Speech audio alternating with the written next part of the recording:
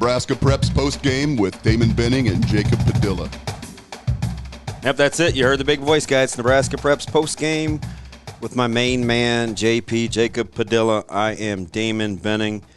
It was kind of movement week, and we actually, at least in Class A anyway, saw a little bit of movements in the district seedings.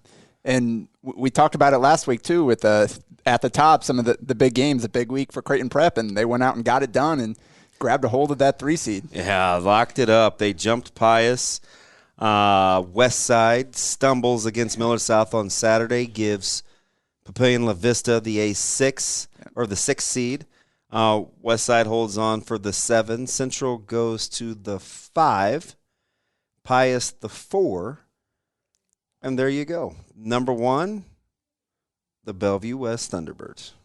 Yeah, and I'd say they deserve it the way they've been playing. Yeah, they're playing really, really well. For those of you playing at home that didn't follow that, T-Birds 1, Millard North 2, Jacobs Junior Jays 3. I say that only because you were there this week. Pius 4, Central 5, the Monarchs of Papillion number 6, and at Hoops West Side, the Warriors come out and play. Get the 7. And then we got Millard West, Lincoln Northeast, and Papio South most likely as kind of the top 2 seeds in those bottom those.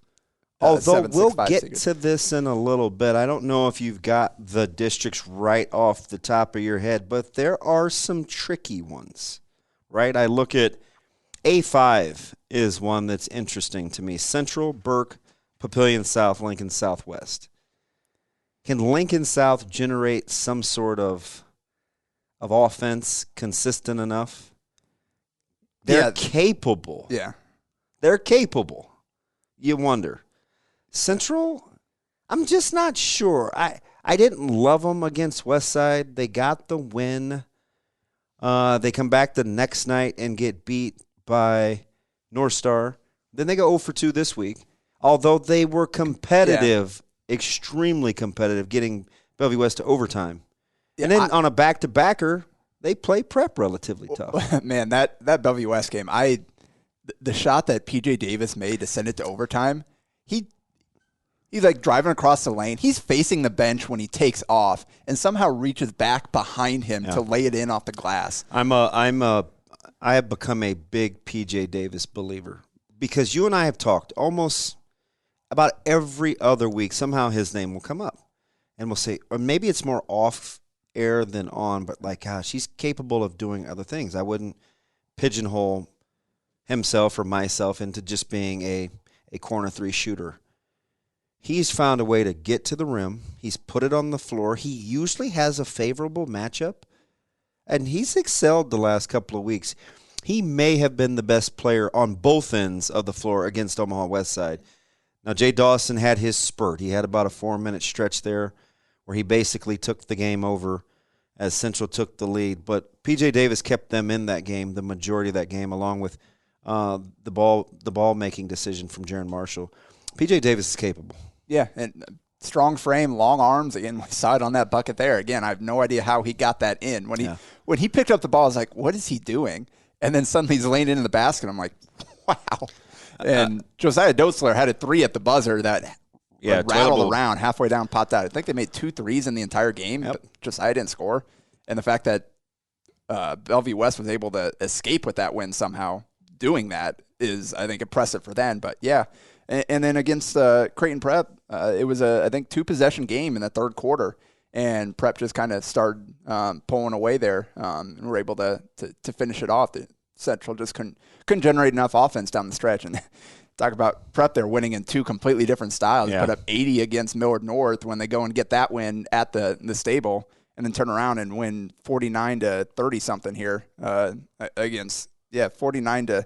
49-39. So you go 76-75 and then 49-39 in the same week, both wins. So. Yeah, and I felt like Central would be in trouble in that one just because Prep had the day off in between because they played Millard North that Thursday. Central was coming off an overtime game against Bellevue West. You wondered where their legs would be. They only play 8 at the most, typically 7 in the solid rotation, and they weathered the storm. Yeah, and that's So again, it's just a great defensive effort by Prep though to kind of hold all that, because they did not play well offensively. Luke Jungers has been absolutely lighting it up the last month. He couldn't get anything to fall.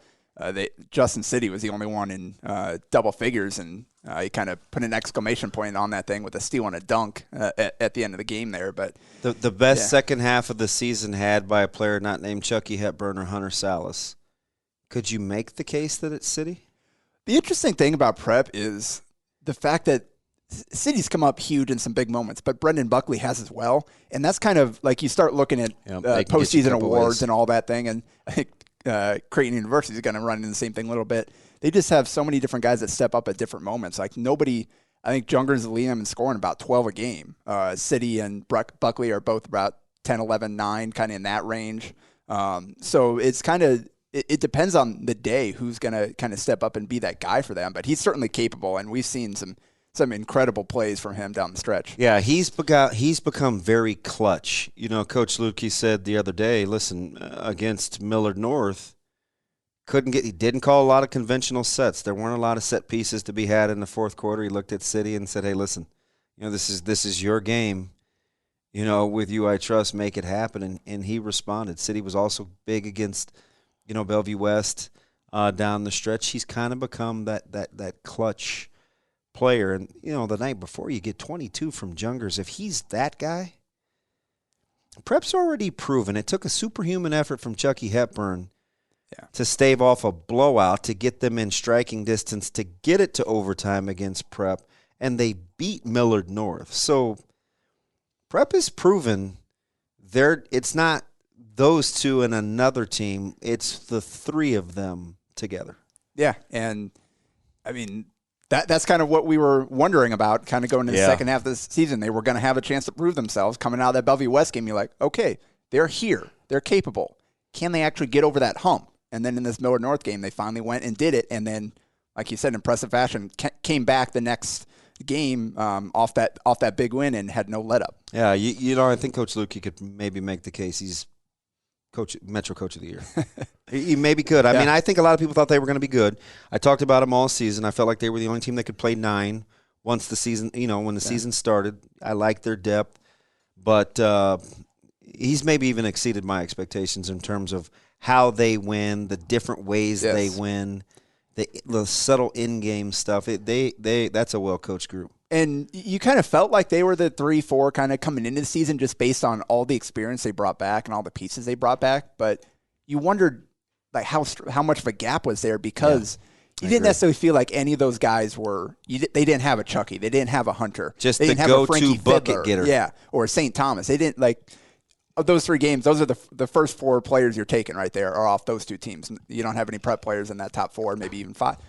But the next group might all be Prep guys, and they've all elevated their games. Justin City, Brendan Buckley, like we talked about, Luke Jungers, A.J. Rollins is certainly capable, and he played really well against Millard North. He does a lot of little things, doesn't he? Yeah. So plays with a lot more toughness than people give him credit for. He does a lot of the things from block to block that nobody else is doing for Prep. And they can go get you a bucket, too. Yeah. He's got some really good touch around the basket. So that's kind of all – across the board, they've had guys kind of step their game up. So they don't necessarily have the one superstar, but as a team, they've made that leap to be up there with those top teams. When you look at stars studded, obviously, A1 will have the playing game with Fremont and Columbus. It goes Bell West, North Star, North Platte.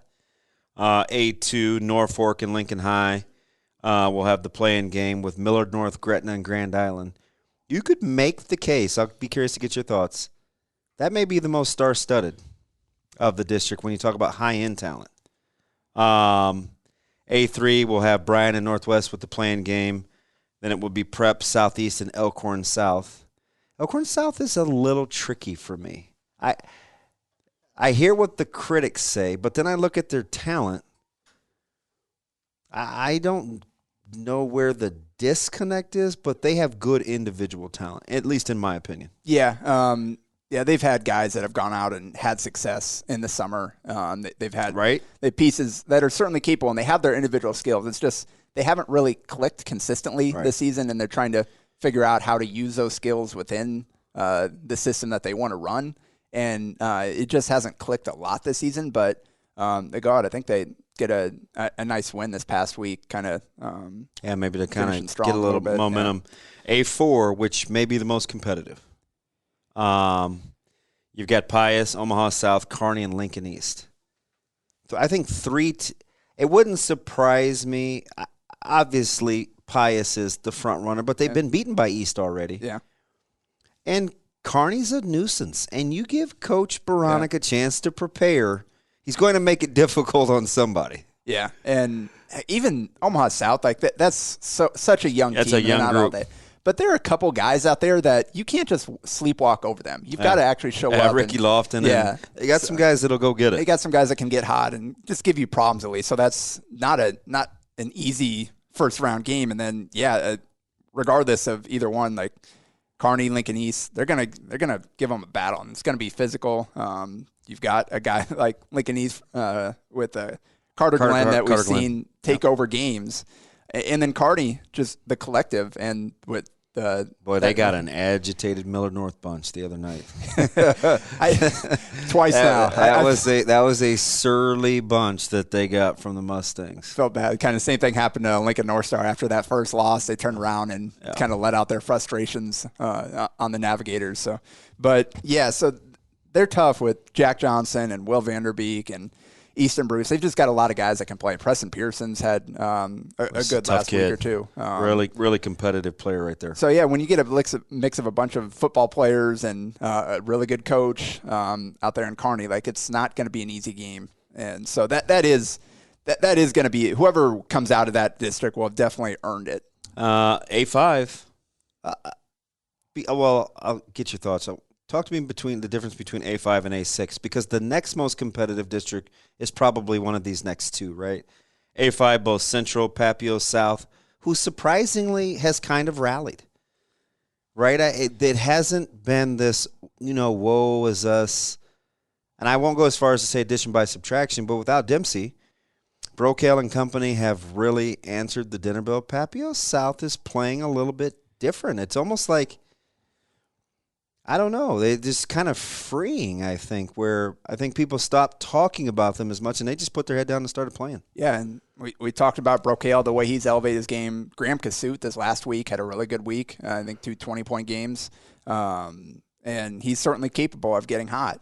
So that is going to be tough. And then Lincoln Southwest, you feel they kind of had some rough patches this season with guys in and out of the lineup. Hard to stay healthy and didn't get a lot of continuity. But now, if they are healthy heading in, you got Jared Bohr, Ryland Smith, and Ben Hunziker. That's a really tough backcourt. Yeah, that's a good trio. Those guys are going to be tough to deal with. So you got the tough backcourt going up against the tough front court with Kasut and Brokail. They're kind of more wing types. So that'll be a really interesting. And then maybe you like A6, with the Monarchs. Northeast and Millard South. Bellevue East will take on the Monarchs, and a tricky one. I still don't feel like I know what I'm getting with Lincoln Northeast. Yeah. I know about Brazil. He's going to get you buckets. They can play you big too. They have some athleticism. They go 6'8", 6'4" on you, and all of a sudden it looks a little different. But Northeast still kind of figuring it out, in my opinion. Yeah. This last week, Connor Renard, their big guy, 40 points against Norfolk. Very capable. 17 and 19 from the field. Look, he's going, 6'8"? He's a legit 6'7", 6'8". He's a big dude, and he can rebound the heck out of the ball. And it certainly just looks like they were kind of two-man gaming them to death with Basil and with Renard. I think Basil had 16 assists in that game. Yeah. So they've got pieces. When Basil, when he shares the ball and is not first and foremost hunting shots, it changes the way you have to guard them. Yeah, and I saw them play Prep close in the fourth quarter and just completely, and I think Prep 16-0 run or something like that to close the game. The offense just kind of fell apart. Like if they can sustain some of the success they were having there in that third quarter, where they got a couple guys going. They've got enough pieces to make it a battle here, and they did well in districts last year. I was there when they knocked off Papio South. Basil kind of took over down the stretch, hit some big shots after very, very capable. Jared Matley, I think he got hurt there. Yeah, and he had the bad ankle. So Basil kind of took over down the stretch and knocked them off there. And so they were able to kind of find some magic last year. Let's see if they can do it again. Yeah, and the interesting team, they're better. Obviously, I saw them firsthand the other night against Westside. Their talent is better than their record. Yeah. We've been Millard talking South, about it all year. Yeah. I don't know if they were reading the preseason clippings or just couldn't. Their talent, and now they're only playing 7, so you're not going to get a wide array. But they played hard. They inexplicably had a 20-point first quarter, right? Yeah. And when you only score 55 for the game, that's probably more the Millard South that you thought you were getting, but they jumped on Westside early and they turned it into a dogfight. Yeah, excuse me. And that's a team that based on what we saw in the summer, we thought, okay, they've got a chance to make a jump. And here. I think they did too. And although obviously in the summer, not everybody's full strength, there's no game planning and all that kind of stuff. So you take it with a grain of salt, but I liked what I saw from some of their players, and they just haven't been able to kind of carry it over into the season. And adding in some of the football players that weren't in there playing in the summer, it just seems like they've kind of struggled to find the mix between Rucker defense, and offense. Gage Stenger. And those guys played the summer and did well. It's like some of the role players, I think. And then some guys got kind of bumped out of the rotation, and just it seems like they've just been trying to find themselves. Who had really good summers. Yeah, it seems like they've been trying to find themselves the whole year, kind of balance between offense, defense. Jack Cooper's a guy that played really well in July. And he was big in key spots against Westside. Did a really good job of attacking the glass. Had a couple of big and ones late that kind of changed that game. And if Millard South takes care of the basketball in the backcourt, they're not dynamic scoring between Blake and Gage Stenger, but if they take care of the ball and don't turn it over, they're going to limit your possessions. Yeah. Right? So, they limit your possessions, what you're going to be able to get on the offensive end. Yeah, so decision-making and guys being able to finish their shots, that's going to have to be the key for them to make some noise there in that first round. Which one do you think is more competitive, A5 or A6? A5 has Central Burke, Papio South, Southwest. A6, Papio La Vista, Bellevue East, Northeast, Millard South. I'll take A5. I mean, it's pretty probably close. Both, it probably goes A4, A5, A6 in that order, right? Yeah, I mean, and that makes sense. Kind of middle of the pack. Yeah, and that's kind of where you get the strength of these districts, where the twos and the threes are a lot closer than maybe in some of the other ones, where you could see any one of those teams kind of coming out of the bottom halves of those districts. And we'll see if this is fortuitous or not. 42.2857 for Papillion La Vista puts them at the A6. 42.2273. That's Westside the 7. Westside draws Benson in the opener with 2 great scores for Omaha Benson, and then it gets a rematch of Omaha North and Millard West, which Omaha North upset Millard West earlier in the season. You looked at Millard West's loss at one point when they were 7th in the state. It was 2 top 3 teams and Millard North, and you wondered, that's interesting. Omaha North will believe in that one. Coach Lichty will have them thinking that they're more than capable of winning that basketball game. Yeah, and again, they've got the proof of concept. They went there and knocked them off, and that was a huge win for them. And they haven't been playing as well recently. No. They're going to have to find a way to kind of recapture some of that magic early in the year, get some of those guys going. The ability to play Millard West 94 feet is different, right? If you can speed them up and force them to have to handle the ball, if you let them get into their half-court sets, they can grind you. They're a handful from block to block. They play hard. They're tough from block to block. And I just saw them against Abraham Lincoln on Saturday. The first time I've seen Millard West in person all year. And they kind of held Conley in check because he had been better than I think what they were getting against AL, and he didn't play poorly. It's just I actually liked him a lot more as a basketball player than I thought I would. Who are you talking about? Conley for Millard West. Oh, yeah. Right. Conway. Yeah. Oh, did I say Conley? Yeah. Conway. I'm sorry. So what happened there, AL came in and hit their first 10 shots, including 3 threes and an and one. So they were up 24-9 right out the gates. They just could not miss a shot. Josh Dix made some huge plays. And Conway got in foul trouble. They kind of held him in check. Yeah. For as much as you're going to hold Josh Dix in check. 21. Pretty efficient. It was a 21. quiet 21, right? And he didn't spurt you like he's been capable of doing. And so Conway got in foul trouble. He didn't score in the first half. Came in second half, 10 points. Didn't miss much. And I think he's fantastic. I fawn over him all the time as a football player. I love the look, right? He goes sleeveless. He's got the ankle socks. He wears the old Kyries. He looks like he's had them for like 6-7 years. He's got the great frame. He is he's one of my favorites to come out of the Metro in a long, long time. You don't see a whole lot of 6'2" power forwards that wreck shop in Class A. He makes it tough on you. It's interesting now the way that they've kind of developed where you've got Conway working inside and Evan Meyersick out on the perimeter handling the ball. I'll tell you what, Meyersick's a handful. I think he had 19 in that game. He played really. It's pretty slick, isn't he? Conway and Meyersick got them back in the game in the second half after they had fallen behind.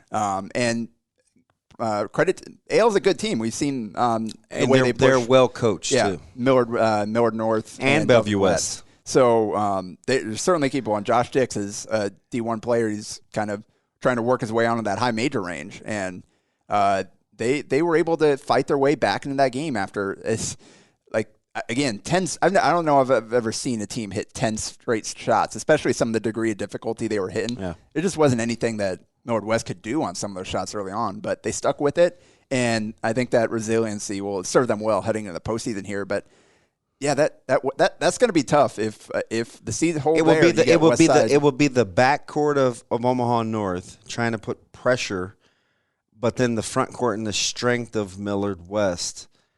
What style wears out? Because I think one of the more impressive wins was the one that surprised me. Because I think going into Westside and Millard West, both of us gave the advantage, the nod, I think, to Millard West. At least I did a little. I liked Millard West in a tight one, but once I saw how the game was going to be played, 94 feet, they pressured them from baseline to baseline. They ran Millard West out of the gym. Millard West was never in that game. Yeah. So that'll be really interesting to see. They've got that on tape. They know it's going to come. If seedings hold there in that 8-7 match, that could be, I think, the bet, especially with some of the struggles that Westside's been going through. Millard West will be motivated to come back after the way they got embarrassed, like you said. It's interesting because when you talk about Westside, you're talking about a team that's beat 7 through 10. They beat Gretna, they beat Millard West, they beat Papio South, they beat Papillion. They beat them all impressively. Yeah, you're talking 10 plus. Yet were blown out by Lincoln Southeast.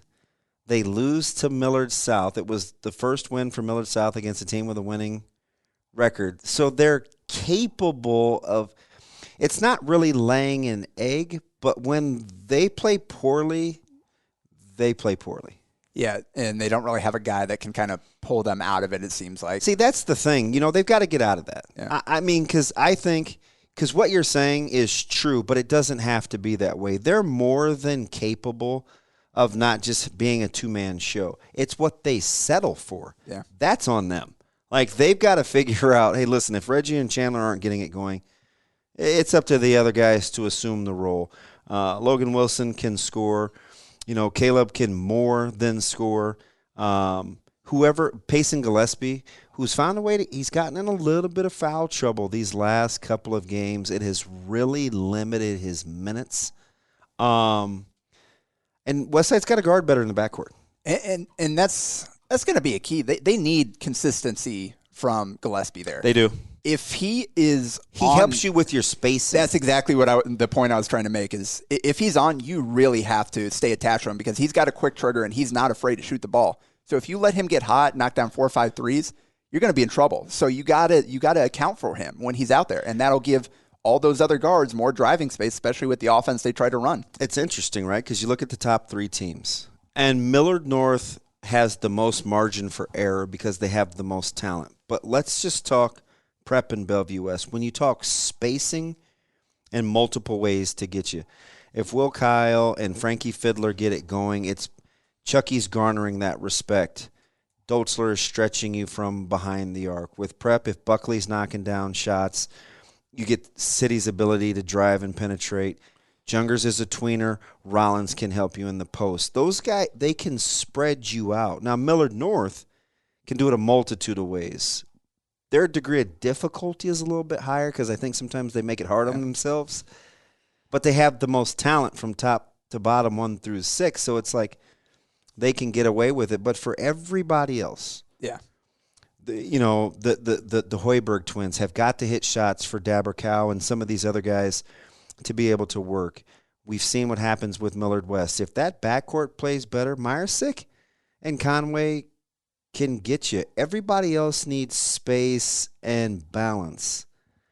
I don't think there's any secret to that. No, and that's why I think it's clear why that's the top 3 there, because they do have the most ways they can consistently beat you and the most balance, both offensively and defensively. Who do you feel like you know more about today, Prep or Millard North? Millard North seems like they get the benefit of the doubt more of the whenever they get ready. But remember, again, Chucky single-handedly brought Bellevue West. They were almost left for dead. Prep had pushed that thing to 13 or 12 or 13 in the third quarter, and they look like the better team, right? Prep's already beaten Millard North. But I think Millard North still gets they're talented. I think you know what you're going to get more consistently from Prep because we've seen them win grinders. We've seen them win shootouts. We've seen them win with both sides of the ball, and they've got the balance where you're going to have 2, 3, 4 different guys that'll make big plays for you every single game. Millard North, we know what they're capable of. We've seen them not show up, like you said, not show up early in games and kind of dig themselves some holes. We've seen them, you mentioned earlier, kind of settling for some tough shots that they can make more often than not than a lot of other guys, but sometimes those shots don't go in. And I think St. Thomas, the first game against Bellevue West, 48. Second game, 13 points on 13 shots. Yeah. And so sometimes those shots don't fall at the same rate. But so I think you can probably know what you're going to expect a little bit more each time out of Prep. But heading into the postseason, Millard North, especially with what happened last year, I think that they're not going to mess around this year. Real quick, when we get to B and the dust settled, and it turns out to be Scott right now at the number 1 spot. Still not sure, if where Mount Michael is. I mean, they took the tough loss to Grand Island. That gave them, I think, their 3rd loss. Still only 2 losses with teams in the state. Norris is right there. I think Waverly's going to be a problem. I think they've got – is that Platteview Tuesday? Is that tomorrow that Waverly has Platteview? But where do you come out with the sub-districts and district seedings in the smaller classes? Are you a sub-district guy? Yeah, it's been interesting the last couple of years since they've switched to that. I hadn't really paid a ton of close attention to the lower classes early in the sub-district portion. Kind of more caught up once we've got to the district final and the state, just based on where I live and how easy it is to get it to games. But I don't really have strong feelings one way or the other about kind of which way's better. I'm just kind of one that's always reacted to what we get. Yeah. And you don't make a lot of excuses. It's just kind of your personality. Yeah. So we'll see. It's nice, I think, kind of giving more seeds chances to kind of get back into it there. If they've earned it, we're trying to get the best teams possible there. So that does kind of open up a little a different. I mean, looking at some of these sub-districts, you got some tough groups here. That's why I was curious. You look at it and you're like, wow, it's going to be a tough road to hoe for.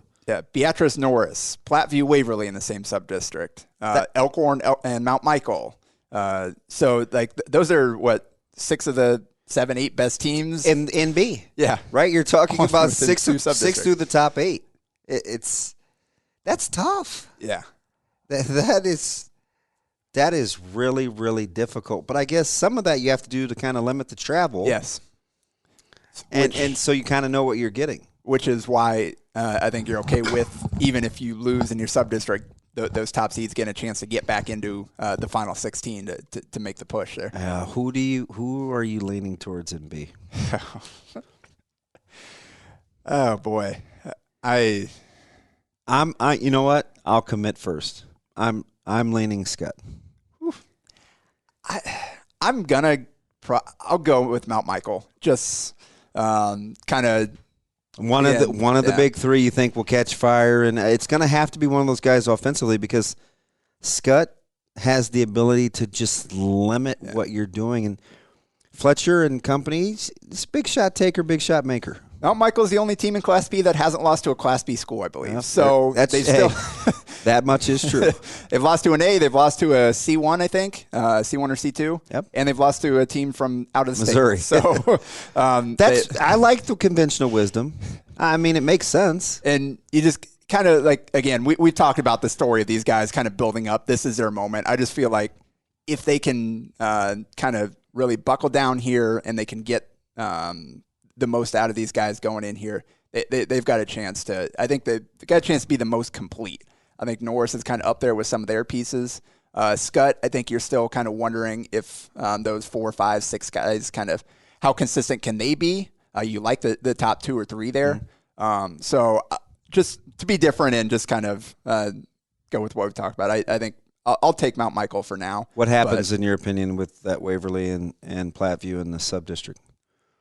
I think Platteview, the way they're playing right now, I think they'll be able to kind of pull that one out. Kind of happen to see Milliken get his 1,000, and I didn't realize. I knew I was going to see 1,000 that night. Like the family made signs and whatnot, and our little girl had a 1,000-point sign that she had made, and I didn't realize he was going to get the single season scoring record either. 565. That record had been good since 1977. Yeah. The record was 561. He just went ahead and made it safe by getting 565. I was going to say, it kind of felt like a Doug McDermott kind of 3,000 performance where you need something, and he just way overshoots kind of what you thought coming in. And he goes for 42 that night. It was his first 40-point game. And you know what? DC West played them tough. They needed it. I know Carson Rubicek played really well in that game. I was going to be there until Millard North Prep got pushed back. I really like Rubicek. He finished with maybe 23, 24 points. Yeah. He was a handful. Yeah, and he plays hard. Yeah, he's a guy I've coached in the summer. Great family. I love those guys. I'm glad he's been able to have a really strong senior season. I said too much going on that Thursday night. There was a lot of some big performances there. But I left the Millard North. Yeah. I left the Millard North Marion game and shot straight down 144 south to 370 and got to Platteview, and I'm thinking I got there for his 15th point. I think his 13th was the 1,000, but then it turned out to be a fantastic ball game. And you know what? I was talking to some of the Platteview parents. Waverly is a very tough matchup for them because physically they grind you. And Milliken and company, Riley, they were gassed at the end of that game against DC West. I think the timeouts that Coach Brodsky used were more for rest. I mean, he's only playing 6. Yeah. It gets thin in a hurry. They're going to have to stay out of foul trouble. And it'll be interesting to see kind of how Coach Reeder switches up defenses and mix in some zone. Well, they ran 4 bodies at him at Milliken the last time they played, and they're capable of doing it again. Yep. So, again, I think all those sub-district finals in Class B have kind of hold to what we expect there, have a chance to be really spectacular, and we'll see a lot of those teams in the state tournament. Yep. When we meet again next week, we'll have a really good idea of what we're going to do with the ladies' seedings as well, because it will be Monday, so we'll have a good idea on probably, I think, 6 of the 8. Because I think their finals will be on a Tuesday night for some, but most will probably have a good idea. We'll pick your brain on that. Is it a Pius Millard South inevitable showdown? What happens there? Millard South's going to have to get healthy. Yeah. So we'll see what happens there. You hear the music. That's our time. We'll be back next week. That's Jacob Padilla. I'm Old DB. Back with Nebraska Prep's postgame next week. A Hurrdat Media Production.